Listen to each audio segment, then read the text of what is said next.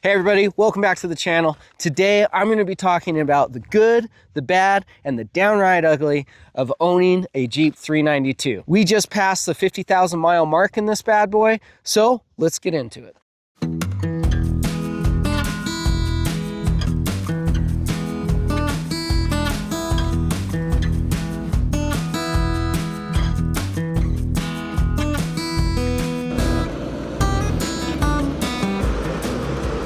One of the things that I love about this 392 is it has a ton of torque and a ton of horsepower.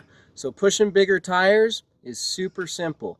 It also means that when I'm on the freeway with those bigger tires, I actually get better gas mileage than I did in my last JL because the engine doesn't have to work as hard. So that is definitely one of the things I love about this Jeep. Another thing I love about the 392 is the gear ratio. So I have 488s in this transfer case, which is perfect because right out of the factory you can throw, that comes with a 35-inch tire, but I threw 37s on here, didn't have to re-gear, and obviously the engine has plenty of torque and horsepower to push those down the freeway. The other thing I love about the 392 is this.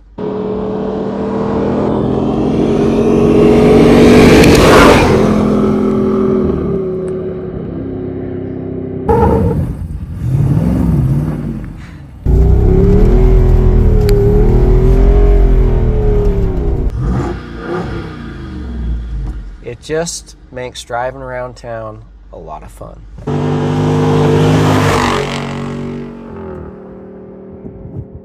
Now obviously the number one con of the 392 is the price point. I really wish they would have offered the 392 with both the 6.4 liter, which is what I have and I love it, but the cost is just, it's way too high. It'd be great if they could put in a 5.7 Hemi in these and offer that for a more modest price increase on the Jeep. The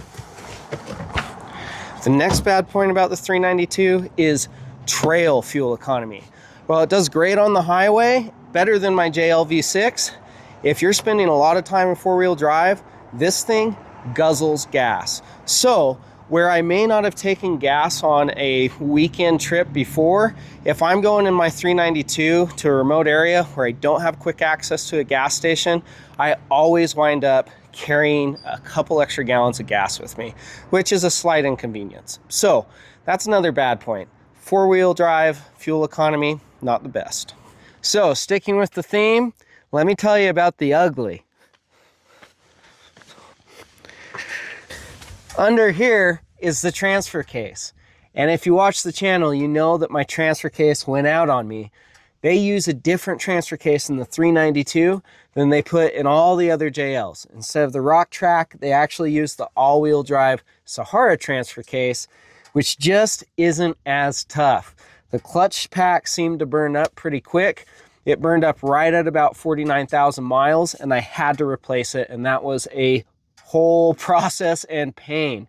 So I was off the trails for at least a month. Was it about a month, Kat? Do you remember? It was 2 months. It took 2 months to replace this transfer case. Now, while Jeep did cover it under warranty, which is great, still, I feel like they should have just put in the nice bulletproof Rock Track transfer case that they put in all the other Rubicons. Well, that's the good, the bad, and the downright ugly of owning a Jeep 392. I guess the ultimate question is, would I buy it again? And for me, the answer is yes. Now, I'll caveat that by saying I plan on owning this Jeep for a very long time. So, the transfer case, yes, major weak point, but I've always planned on upgrading it to an Atlas transfer case down the road. Now, if you're someone that doesn't necessarily need all that extra horsepower or torque, or maybe you're not going to be building a rock crawling vehicle and you're just sticking with 35-inch tires, don't bother with the 392. Get a regular Rubicon or even a four-door Sport. At the end of the day, it comes down to what makes the most sense for you and what's going to get you out on the trail. You can do a lot in a stock Jeep right off the lot. So with that, I hope you guys enjoyed the video. Have fun out there, be safe, and as always, stay on the trails. We'll see you next time.